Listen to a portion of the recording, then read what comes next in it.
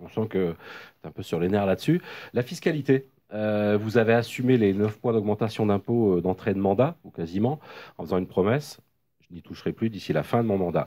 Est-ce que d'abord c'est tenable parce que les électeurs s'en souviendront? En général, je fais toujours ce que je dis. Donc, après cette augmentation de 9 points, l'année dernière, j'ai voté un budget avec 0 point d'augmentation d'impôt et je ferai encore, je suis en train de préparer le budget 2018, 0 point d'impôt et je m'y tiendrai jusqu'à la fin du mandat.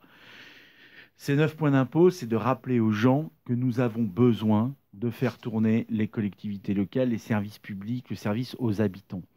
Et surtout que nos recettes, au fond, elles sont de deux ordres. Soit la fiscalité, les impôts, soit les dotations de l'État. Globalement, les dotations de l'État, tout le monde a compris que c'est en train de s'écrouler. Donc nous avons besoin de cela pour maintenir les services publics. Quand je suis dans les réunions, on m'a demandé hier soir ce qu'on ne pouvait pas faire des goûters pour les enfants des écoles. Donc à chaque fois qu'on nous demande un peu plus de policiers, un peu plus de gens pour nettoyer les rues, etc., etc., on a besoin de fiscalité. Alors vous dites que la droite clermontoise joue les pompiers pyromanes, je vous cite, en faisant de l'antifiscalisme. Oui, je crois ils portent une lourde responsabilité. La droite française a décomplexé pendant des années sur la question du racisme. Et résultat, nous avons une société aujourd'hui qui ne supporte plus la différence. Elle attaque maintenant, mais c'est une vieille antienne, le fiscalisme en disant mais nous n'avons pas besoin de fiscalité, nous n'avons pas besoin d'impôts. Si le modèle, c'est le modèle américain où les routes et les rues sont de plus en plus mal entretenues, où les hôpitaux sont en difficulté, où les transports publics ne fonctionnent plus, alors je dis oui, ils jouent un jeu dangereux parce que nous avons besoin de services publics et notamment pour protéger les plus faibles. Vous C'est la êtes sérieux quand solidarité. vous annoncez que vous allez peut-être vous envisager d'organiser une journée ville morte pour montrer aux contribuables clermontois pourquoi ils payent des impôts? Ben oui, je veux être pédagogique. On m'explique que ça sert à rien de payer des impôts, alors coupons tout ce qui sert, tout ce qui est Bon, l'eau, financé par l'électricité, l'eau, l'électricité, les transports, les écoles, les cantines, les salles de spectacle, tout ce qui relève du service public. On pourrait même demander à couper France Bleu, puisque c'est une radio de service public.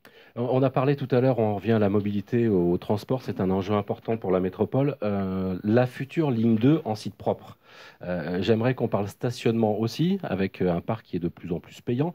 Mais d'abord, cette ligne 2, il est acquis qu'elle passera par la gare Oui, SNCF. Elle oui. partira d'où? Elle ira où? Vers Alors, l'extérieur? il faut bien Et on roule comprendre. avec quoi? Alors voilà, il faut bien comprendre que nous allons entamer cette discussion et qu'il y a encore des choses à échanger. Elle pourrait partir de Roya-Chamalières, descendre, mais quand je dis elle pourrait, c'est-à-dire qu'aujourd'hui, c'est aussi des discussions qui ne sont pas tranchées. Elle pourrait descendre par Roya-Chamalières, arriver et croiser la ligne A sur Jaune, repartir pour aller du côté de Carnot, l'université, les deux grands lycées, aller vers la gare SNCF et passer à la gare, parce que c'est un point important, et rejoindre à travers le Estin, le CHU, vers Saint-Jean, le futur quartier, où il y aura le nouveau lycée qui a été annoncé par la région. Mais nous avons aussi des possibilités pour aller vers les pistes. Ça, c'est encore en discussion. Ce qu'il faut bien rappeler, c'est que ce qui se pose, ce n'est pas de rester intramuros dans Clermont. Je veux que ça commence à projeter des lignes dures sur l'extérieur pour éviter les voitures qui rentrent. Et puis, ce que nous savons sur le matériel roulant, c'est que ce n'est pas la question par laquelle il faut commencer la discussion. Moi, je suis allé Non, mais on la visiter. poursuit quand même. La question est simple. Bus, tram, vous avez tranché. Et si le tram, roue ou rail? Nous n'avons pas encore tranché. Je suis allé Vous le ferez quand? je pense que ça va se trancher dans les 6 mois qui viennent. Mais je ne suis pas le seul à décider, Bien sûr. heureusement. Hein. C'est avec le président du SMTC, le président de la T2C, les bureaux de ces deux institutions et nombreux élus de la métropole. Le tram, ça coûte plus cher. Le tram, c'est 140 millions d'euros à peu près la ligne. Une ligne de bus à haut niveau de service, c'est 70 millions. Le tram sur roue, c'est pas l'avenir. Le tram sur pneu, il est Sur pneu, aujourd'hui. pardon, oui. Oui, oui, non, mais il est aujourd'hui, on le voit bien, il y a moins de possibilités et c'est très peu vendu dans le monde entier. Et concrètement, les villes qui l'avaient choisi en reviennent.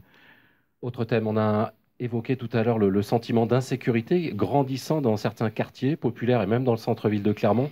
La vidéosurveillance, la police municipale armée, c'est tabou pour un maire de gauche ou on en parle? Non, non, pas du tout. Moi, je suis pour la vidéosurveillance. On a installé plus de caméras. Elle ne sert pas à interdire les délits, les crimes, etc. Mais elle est très utile dans la poursuite des enquêtes et quelquefois pour retrouver les auteurs. Donc là-dessus, moi, j'ai aucun tabou. D'ailleurs, j'ai libéré la ville de ce tabou puisque j'ai fait installer des caméras. Après, je ne crois pas que dans un monde qui serait surveillé que par des caméras, tout irait bien. nous avons besoin aussi de présence humaine. Quant à l'armement des policiers municipaux, j'ai toujours dit que je m'y opposerai tant que je serai maire de Clermont-Ferrand. Les policiers municipaux ne seront pas armés parce que j'estime que ça appartient au pouvoir de l'État d'assumer les forces régaliennes. Mais si demain l'État réformé et obligeait les policiers municipaux à être armés, j'appliquerai évidemment la loi. Autre inquiétude, la revitalisation du centre-ville. Beaucoup de commerçants tirent le rideau. Comment vous faites pour éviter que le centre-ville ne se vide de ses commerces? À travers trois actions principales. D'abord, empêcher la construction de commerces de bouches supplémentaires à l'extérieur de façon anarchique dans les zones. Parce qu'aujourd'hui, il y a une bulle commerciale et c'est ça qui tue les commerces de centre-ville. Deuxième chose, aider les commerçants de centre-ville par des animations. Le marché de Jaude, tout ce que nous faisons.